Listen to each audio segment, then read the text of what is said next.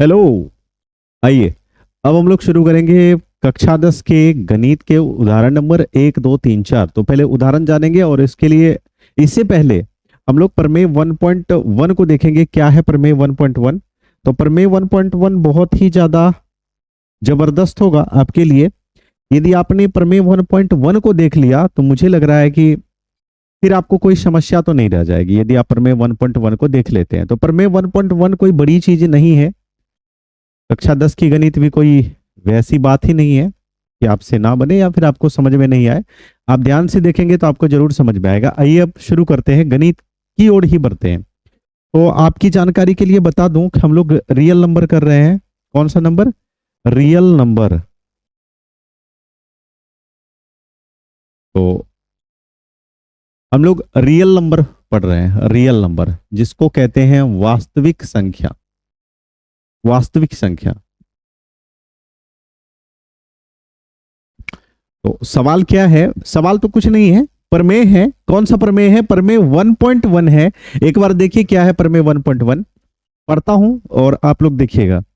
लिखा है कि यूक्लिड विभाजन प्रमेयिका।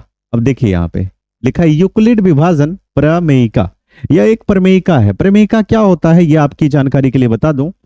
प्रमेयिका सिद्ध किया हुआ एक कथन है। प्रमेयिका पहले से ही सिद्ध है, पहले से सिद्ध ही है। सिद्ध करने की आवश्यकता नहीं है क्योंकि वह स्वतः पहले ही सिद्ध होता है, पहले ही सिद्ध होता है और सिद्ध करके रखा जाता है। जैसे कोई जादूगर है। अब जैसे कोई जादूगर है और उसको किसी बच्चे, मान लीजिए दूसरा, ऐसे आप समझिए कि किसी बच्चे को सांप ने डस लिया। तो पुराने जमाने की बात कर रहा हूं, अभी तो हॉस्पिटल है, बने हुए हैं। मैं आपसे ये भी कहूंगा कभी आप, यदि ऐसा ना हो कि किसी को सांप डस ले, यदि किसी को सांप डस भी लेता है तो आप किसी झाड़ फूक कराने वाले के चक्कर में ना रहे, आप सीधे हॉस्पिटल जाएं। ठीक है, मैं ये कहूंगा। हालांकि उदाहरण है तो हम लोग उदाहरण को समझ रहे हैं। उदाहरण एक एग्जाम्पल दे रहा हूं। जैसे एक जादूगर होता है, वह करता क्या है, जैसे उसको सांप का विष उतारना है तो वो क्या होता है कि कुछ मंत्र को बोल बोल के उसको सिद्ध कर लेते हैं और फिर उस अचेत बच्चे पे लगातार उस मंत्र को बोल बोल के सुना सुना के, हालांकि वह बच्चा उस मंत्र को सुन भी नहीं रहा है लेकिन वह जादूगर उस मंत्र को लगातार उस बच्चे पे बोलता है और धीरे धीरे धीरे धीरे वो बच्चा सचेत हो जाता है। ठीक उसी प्रकार ये प्रमेय है। प्रमेय भी कुछ इसी प्रकार का है। तो प्रमेय 1.1 जो है यह पहले से सिद्ध किया हुआ है, इसको सिद्ध किया हुआ है। अब हमें सिद्ध नहीं करना है, अब सिर्फ हमें विष उतारने में इसका यूज करना है, अर्थात इससे सिर्फ सवाल करने हैं। और एक बार समझते हैं प्रमेय है क्या, समझना है इसको, ज्यादा और कुछ नहीं है। एक बार देखिए क्या है। यूक्लिड विभाजन प्रमेय का लिखा है कि दो धनात्मक पूर्णांक दिए रहने पे, दो धनात्मक दो धनात्मक पूर्णांक दिए रहने पे, धनात्मक का मतलब समझते हैं। धनात्मक पूर्णांक क्या होता है? सबसे पहले आप ये बताइए पूर्णांक किसे कहते हैं? पूर्णांक किसे कहते हैं? पूर्णांक का मतलब होता है पूर्णक। तभी धनात्मक, ऋणात्मक एवं शून्य से मिलकर बनी संख्या पूर्णांक कहलाती है। धनात्मक संख्या किसे कहते हैं? वे संख्या जिसके आगे प्लस लगा हो धनात्मक कहलाती है। वे संख्या जिसके आगे माइनस लगा हो उसे ऋणात्मक संख्या कहते हैं। यही तो था। और क्या है? लिखा है दो धनात्मक पूर्णांक दिए रहने पर ऐसी अद्वितीय, अद्वितीय किसे कहते हैं?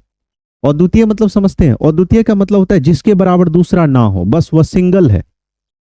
अद्वितीय जैसे मैं बात करूं अपने पृथ्वी लोक पे, क्या अद्वितीय है? सूर्य अद्वितीय है, इसके बराबर और दूसरी कोई चीज है ही नहीं। अद्वितीय का मतलब होता है जिसके बराबर दूसरा ना हो उसे हम कहते हैं अद्वितीय। ठीक है, लिखा दिए रहने पे ऐसी अद्वितीय पूर्णांक, ऐसी अद्वितीय पूर्ण संख्या। पूर्ण संख्या किसे कहते हैं? एक बार आप पूर्ण संख्या देख ले। पूर्ण संख्या आप जानती है जीरो से शुरू होता है, फिर 1, 2, 3, 4, 5, आप जहां तक उसको घसीट सकते हैं घसीटते रहिए, चलता रहेगा, पूर्ण संख्या कहलाती है। क्यू और आर विद्यमान है कि ए बराबर बी क्यू प्लस आर। ऐसे है कि ए बराबर बी क्यू प्लस आर। आपको बता दूं कि ये जो आप देख रहे हैं ए बराबर बी क्यू प्लस आर, यही आपकी वो प्रमेयिका है। कौन सी प्रमेयिका है? यूक्लिड विभाजन प्रमेयिका, यही है ए बराबर बी क्यू प्लस आर। और जहां जहां लगा दिया है, जहां क्या है? जीरो। जहां जीरो से बड़ा होता है आर या फिर बराबर होता है और आर से हमेशा बड़ा होता है बी, ये है। और देखिए कितना, बस ये था।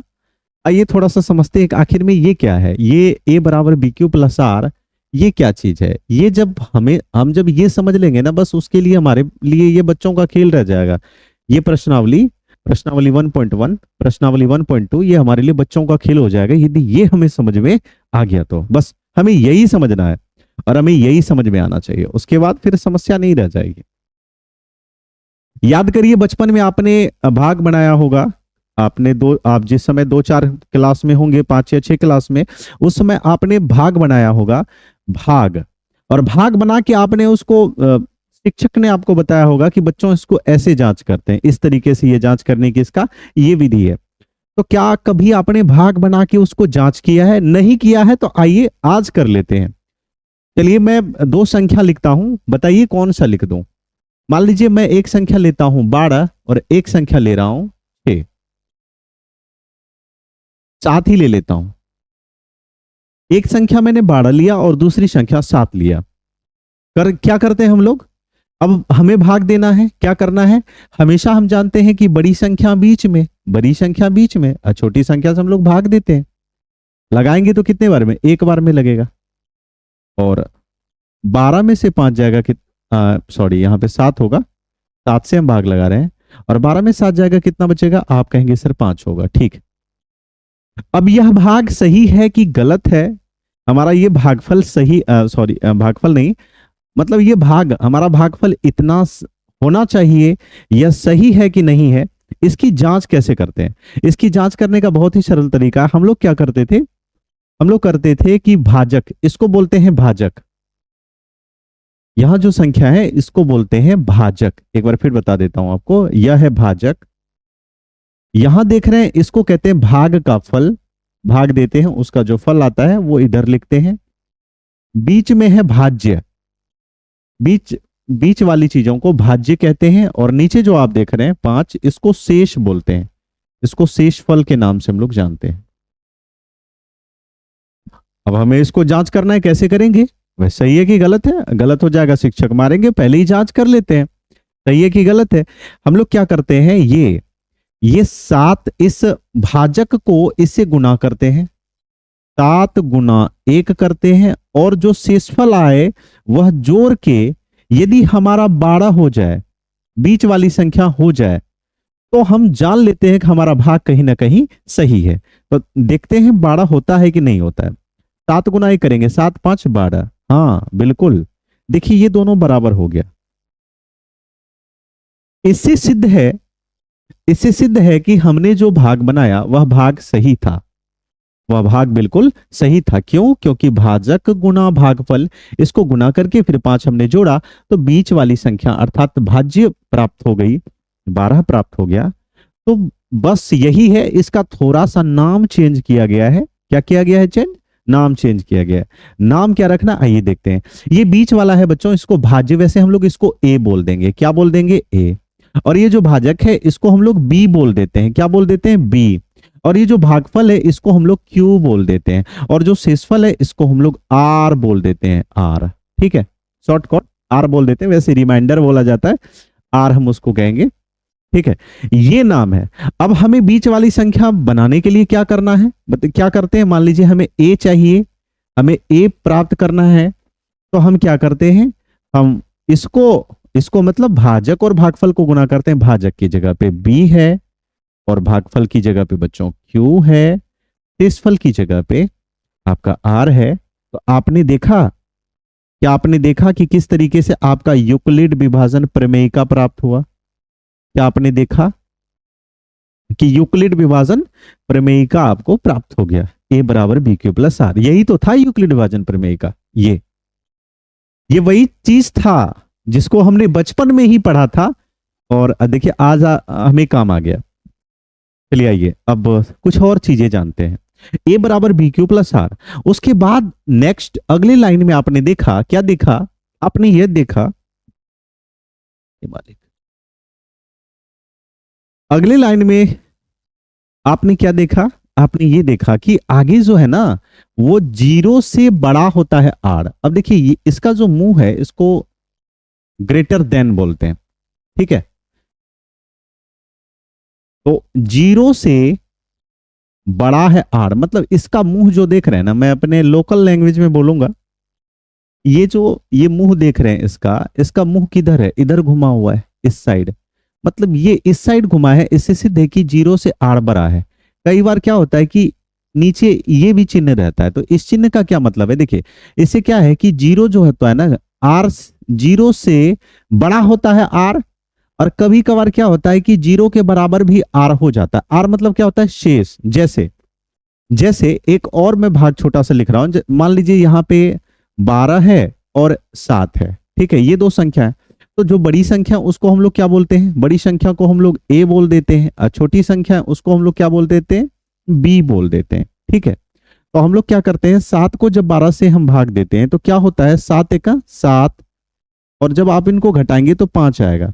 तो शेषफल कितना आया, आप ध्यान से देखेंगे, शेषफल आपका कितना आया, आप कहेंगे सर शेषफल हमारा 5 आया। शेषफल कितना आया, 5। तो यहां जो शेषफल हुआ, अब यहां देखेंगे 0 से बड़ा क्या शेषफल हो गया, कितना निकला आपका शेषफल, 5। शेषफल आपका 0 से बड़ा हो गया, हुआ कि नहीं हुआ।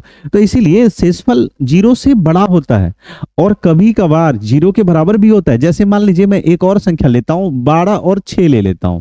जब हम लोग 6 से भाग देंगे, जब हम लोग 6 से भाग देंगे इसको, 6 से यदि आप 12 में भाग देंगे तो 6 दूनी 12, 6 दूनी 12, ये देखिए आपका पूरा पूरा कट के कितना हो जाएगा, 0। अब आर कितना हो गया आपको, अब आर आपको 0 प्राप्त हुआ, इस बार आर आपका 0 हो गया।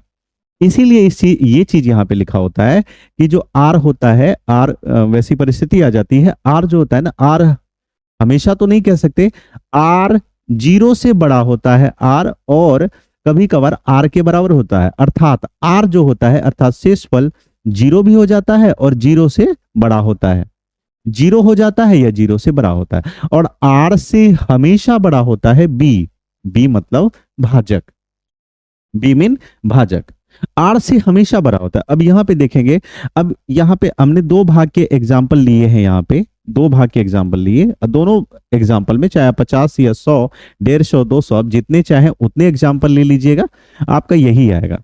अब जैसे देखिए हमने 7 से भाग दिया, तो अभी जो हमारा शेष आया, शेष अर्थात आर जो आया, देखिए बी से छोटा आया, इसको तो बी बोलते हैं, इसको ए बोलते हैं, इसको क्या बोलते हैं, क्यों, लिखते लिखते याद हो जाएगा बच्चों, टेंशन मत लीजिएगा। नहीं समझ में आया ना, छोड़ दीजिएगा उस चीजों को, कोई दिक्कत नहीं है, समझेंगे, आ जाएगा समझ में, आप टेंशन मत लीजिए। कोई चीज टेंशन लेके थोड़ी समझ में आता है, टेंशन लेंगे तो मुझे नहीं लग रहा समझ में आएगा। आप टेंशन फ्री रहिए, आराम से ठंडे पानी में नहाइए और ठंडे दिमाग से सोचिए, और समझ में जरूर आएगा। ये मैं लिख के देता हूं, क्यों नहीं आएगा समझ में, यदि हम समझना चाहेंगे तो हमें समझ में नहीं आएगा, एकदम आएगा।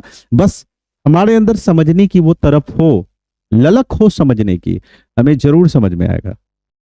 तो यहां आपने क्या देखा कि बी जो होता है ना, बी से छोटा हुआ कि नहीं हुआ, बी से हमेशा छोटा आर होता है, बी से हमेशा छोटा होता है आर, ठीक है। यहां पे आप देख लीजिए, ये बी है और इस 6 से हमेशा छोटा होता है आर, मतलब शेषफल जो होता है ना, भाजक से हमेशा छोटा ही होता है। ये चीज समझानी थी यहाँ पे, यही था यूक्लिड विभाजन प्रमेय का, जिसको समझाना था, और अलग से इसमें कुछ नहीं था, क्योंकि ये पहले से सिद्ध किया हुआ था, तो अलग से हमें सिद्ध करने की आवश्यकता नहीं थी। आइए अब करते हैं अगला।